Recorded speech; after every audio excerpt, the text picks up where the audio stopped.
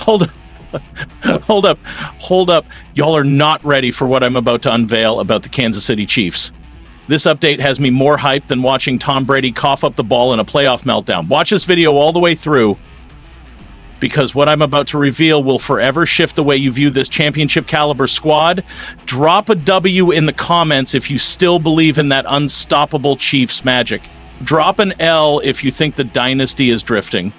Smash that like button and hit subscribe, because Uncle's about to give you a reality check every diehard Chiefs fan needs to hear. Chiefs Kingdom, y'all. Remember last season? It looked like the wheels were coming off faster than a house of cards in a hurricane. Week 2 hit, and boom. Isaiah Pacheco goes down. Suddenly, Andy Reid looked like a man searching for the last rib at the family barbecue. The panic? Oh, it was palpable. You could feel it through the broadcast, through the crowd, through every living room from Missouri to Montana. Bolton is shaking the NFL. The Chiefs' defensive monster is unleashed. The NFL isn't ready for what's coming out of Kansas City, because Nick Bolton is playing like an unstoppable force of nature. Every snap, every hit, every read. He's not just playing football, he's dominating it. Bolton has always been a core part of the Chiefs' defense, but now he's evolving into something even bigger. A game wrecker. He's reading plays before they happen, crashing into ball carriers like a missile, and leading the defense with unshakable intensity. This isn't just hustle. It's high IQ violence. It's precision. It's fearlessness. And it's sending shockwaves across the league. With Bolton commanding the middle, the Chiefs' defense is a wall of steel. And that's the missing piece to a complete dynasty. Pair that with Mahomes and the offensive firepower. Let's be real, nobody's stopping Kansas City this year. Not with Nick Bolton leading this defense. The Lombardi is coming home again. Get ready, the Chiefs aren't just trying to win, they're coming to dominate, and Nick Bolton is the heartbeat of that mission. Paired with Patrick Mahomes, Rice has become the ultimate weapon in Andy Reid's arsenal. A dynamic, fearless playmaker who can stretch the field, dominate after the catch, and leave defenders frozen in his wake.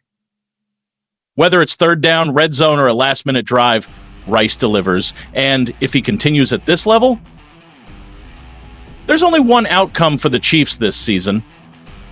Another Super Bowl championship. Chiefs Kingdom, get ready. Rashod Rice is exploding onto the scene, and the league can't stop him. This isn't hype. This is a warning.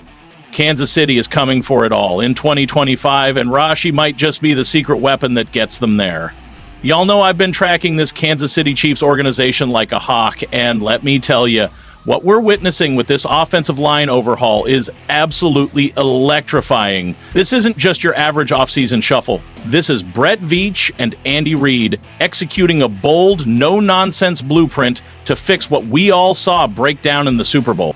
I've been around this league long enough to recognize when a front office means business, and make no mistake, the Chiefs are locked in. They watched that Super Bowl performance, saw their offensive line falter when it mattered most, and said never again.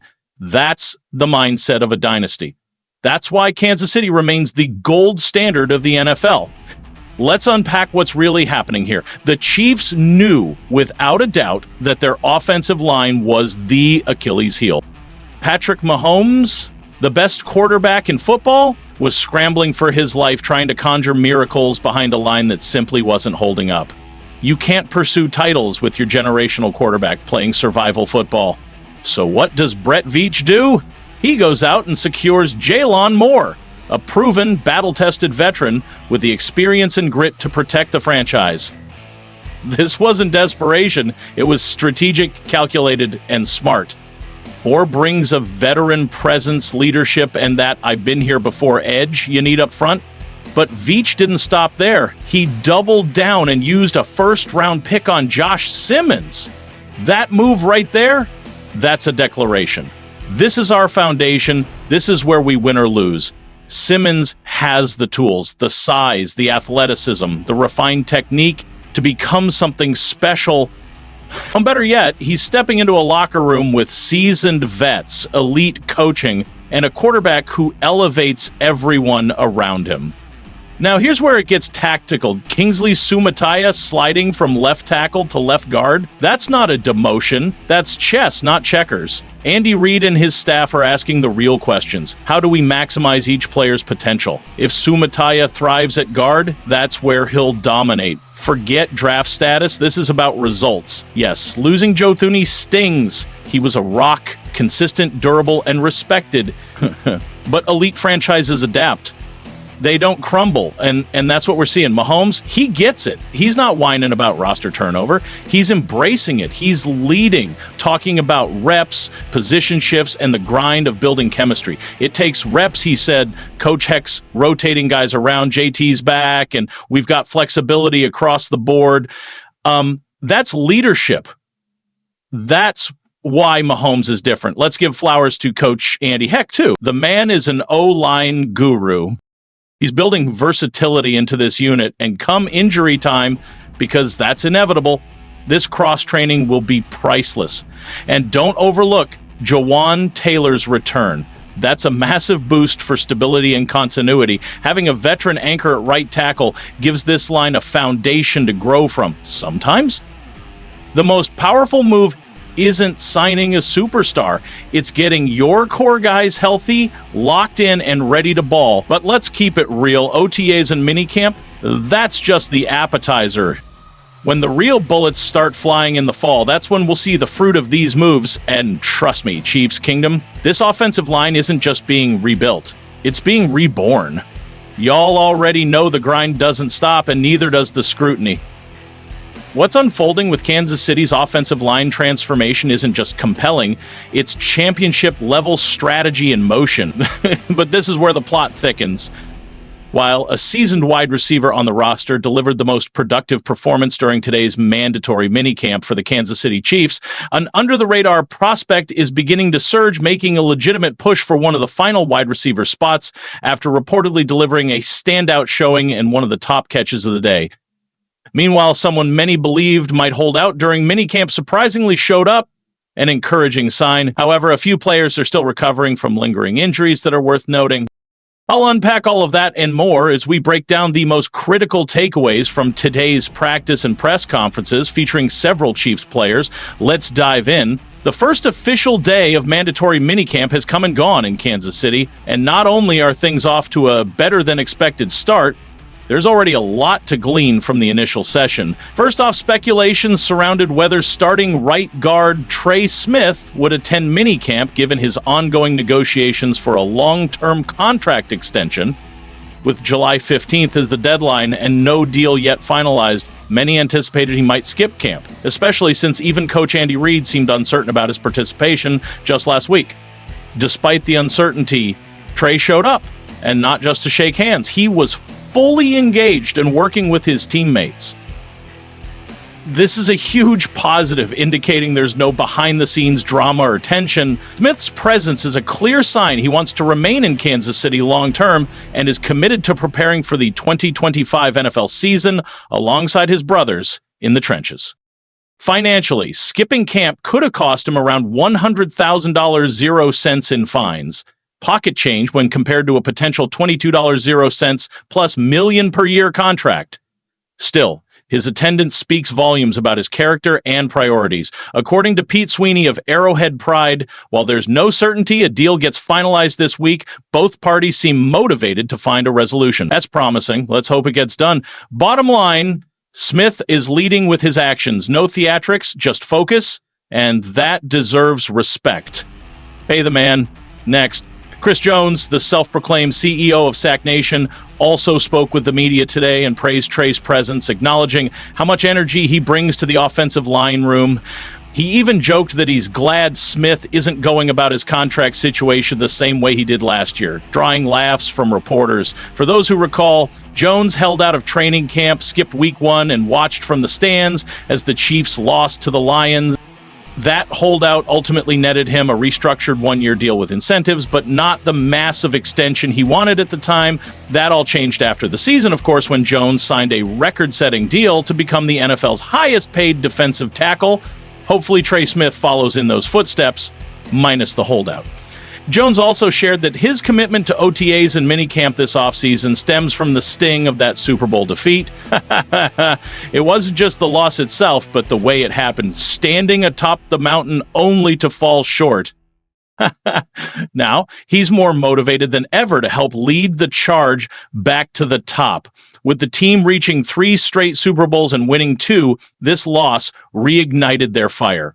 Chris is especially excited about the defensive line's versatility this season. Many of their guys, himself included, along with Charles Omenihu and Mike Dana, can line up both inside and out. That kind of flexibility is invaluable. He also praised rookie DT Omar Norman Lott, calling him an athletic guy who will be ready to roll once training camp is over. No more baby fat, in CJ's words. Notably, Norman Lott is the only Chiefs draft pick who has yet to sign his rookie deal. But don't panic, the delay is largely due to a new precedent. 2 other second-round picks received fully guaranteed contracts, a first in league history.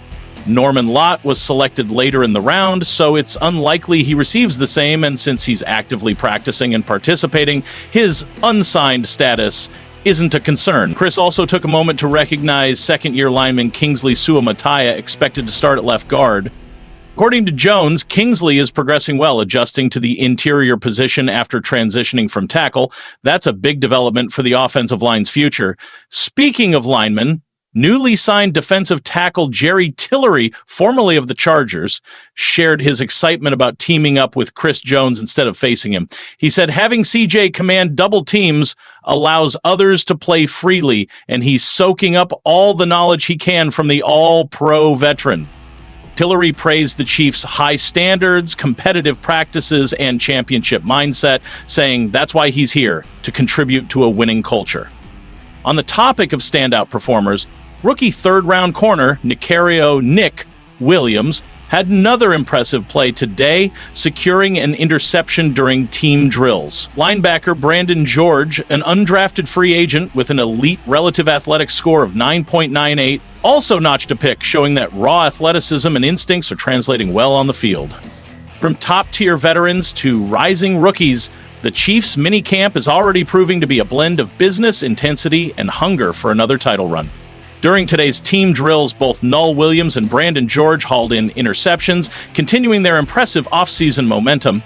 Safety Chamari Connor added to the defensive highlight reel with a superb pass breakup. However, it wasn't all defense dominating. Christian Fulton was in tight coverage on Justin Ross, but Ross elevated and high-pointed the ball over him for a spectacular grab. Similarly, wideout Jason Brownlee made a contested catch over safety Brian Cook, showcasing the offensive playmaker's ability to win reps. This is where legends are made. While most franchises would have collapsed into excuses and finger-pointing, Kansas City pivoted like champions do. They cast a line into the free agency waters and pulled out a game-changer. They signed Kareem Hunt, not from another team's practice squad, not from a flashy workout camp, but from his couch. This man was probably chilling in PJs, mid-binge on Netflix, cereal bowl in hand, when Andy Reid dialed him up. Son, we need you to rescue our season. That sink in, they brought in a running back with 0 reps, no training camp, no chemistry with the offensive line, no timing with the QB. This was a Hail Mary pass to the football gods, and it worked. This ain't Madden, folks. This is real football, where one missed block can end a season. But Kareem, he walked into that facility like he never left. Andy Reid looked him in the eye and said, "You're our bell cow now." And Hunt? No hesitation, no warm-up period. He laced up his cleats and got to work, like his career was on the line. 728 rushing yards, 7 touchdowns. Let that marinate. This wasn't some gimmick back getting cute touches. This was grown man football. Every yard earned through pain, grit, and unwavering determination.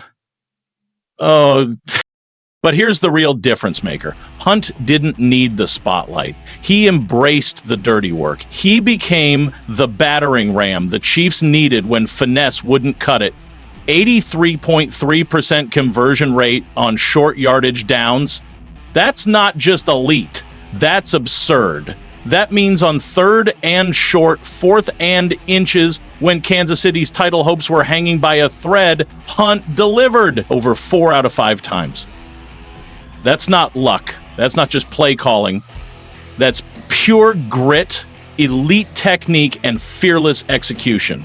And just to blow your mind a little more, he was hitting 75% in Cleveland the year before. This man turned short yardage runs into an art form, a master craftsman forged in the fire of football wars. Now, let me tell you why this mattered more than anyone realized. You've got Patrick Mahomes, the wizard, the playmaker, the golden-armed magician. You've got speed demons and elite route runners at every position. You've got Andy Reid scripting plays like Beethoven conducting a concerto. But even all that magic doesn't mean jack when it's 3rd and 1 and the defense is stacking the box, daring you to run it down their throats. And in that storm of chaos, you need a bruiser. Punisher. A man willing to sacrifice his body and move the chains. That man was Kareem Hunt. Kareem Hunt. Every short yardage situation was a 3-second war. A brutal, high-stakes collision that played out like a boxing match in fast forward. Hunt would take the handoff fully aware 11 grown men were coming to decimate him. He knew his ribs might get rearranged. He knew every forward step would come with pain. But he kept churning, kept grinding, kept dragging defenders and moving the chains like his life depended on it. And here's the part most people overlook, but ESPN's Bill Barnwell nailed it. Kareem Hunt isn't just some luxury piece you add for flair. When you convert 83% of your short yardage attempts, you're not nice to have. You're indispensable. You're the difference between punting or pushing forward, field goals or touchdowns, contenders or champions. Now, here's where it gets really intriguing for Chiefs fans. Isaiah Pacheco is back, healthy, dynamic, and ready to reclaim that RB1 spot. They also added Elijah Mitchell, a certified speed demon who can turn any carry into a house call. So what looked like a thin, banged-up backfield last year is now an arsenal. But the question everyone's asking, where does that leave Kareem Hunt? Forgotten? Washed? A footnote? Absolutely not. In fact, his role is about to become even more critical, because here's the genius in this system. When Pacheco is handling the volume, when Mitchell is your lightning bolt out of the backfield, Hunt becomes your nuclear option, your closer, your short yardage assassin, your break glass in case of war weapon. Now, instead of wearing him down over 200 carries, Kansas City can keep him fresh, focused, and fully prepped for the exact moments that define seasons. He can study film, perfect technique, and gear up physically and mentally to be the most lethal short yardage back in the entire NFL. And if things go sideways, if Pacheco goes down again, Hunt's ready. If Mitchell struggles with or puts the ball on the turf, Hunt steps in. If it's the 4th quarter and KC needs to grind the soul out of a defense, Hunt is the hammer. Now, imagine you're a defensive coordinator trying to scheme against this backfield. They've got Pacheco's power and burst, Mitchell's acceleration and open field threat, Hunt's brute force conversion rate and playoff-tested mentality. What do you even game plan for? The answer is you can't. And that's the brilliance of what Andy Reid and this front office have created. They've built a multi-dimensional offense. They've engineered redundancy, versatility, and championship insurance into the very core of this team. This isn't just football. This is roster chess at the highest level. And here's what fires me up the most. Hunt has nothing left to prove, yet everything to dominate. He's not fighting to be the feature back anymore. He's evolving into something scarier. A specialist. A weaponized role player with one job, to break the will of defenses when it matters most. This is what championship teams do. They don't just have superstars, they have masters of the moment.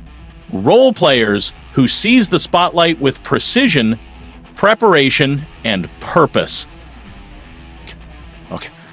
And Kareem Hunt is now more dangerous than ever because he's fresher, hungrier, and laser-focused on doing one thing, crushing third and short. What do you think, Chiefs Kingdom? Are you excited about this three-headed monster in the backfield? Let me hear your take in the comments. Drop a hammer emoji if you think Kareem Hunt is the most underrated weapon on this roster. Smash that like button if you're hyped for this level of depth and strategy. And subscribe, because we're just getting started breaking down what makes this dynasty dangerous. Now let's dive deep into the heart of the matter. When you've got a generational quarterback like Patrick Mahomes, the literal engine that powers your entire offense, protecting his blind side is absolutely paramount.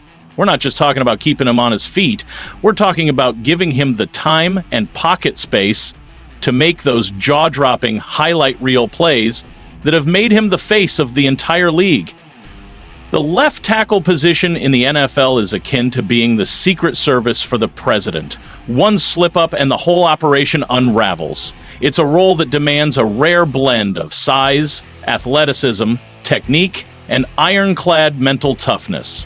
You're facing off against some of the most ferocious pass rushers on the planet, guys who've been honing their craft since childhood, and your singular mission is to ensure they don't get anywhere near your quarterback. What makes this pick even more compelling is how it aligns with Kansas City's long-term blueprint. This isn't just about patching a hole for the 2025 season. This is about laying the foundation for sustained excellence over the next 5 to 10 years.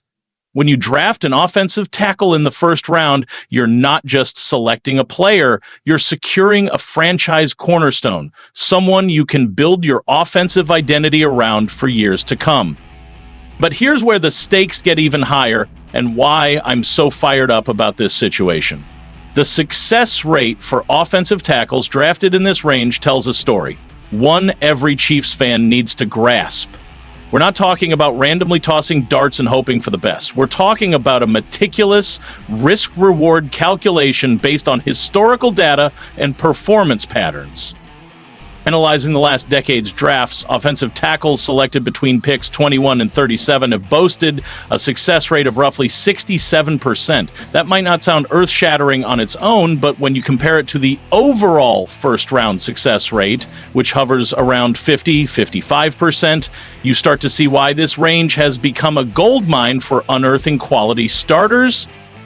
What's even more impressive is the caliber of players that have emerged from this sweet spot. Guys like Ryan Ramczyk, who's become a linchpin for the New Orleans Saints. Christian Darrisaw, who's been anchoring protection for Kirk Cousins and likely the future QB in Minnesota.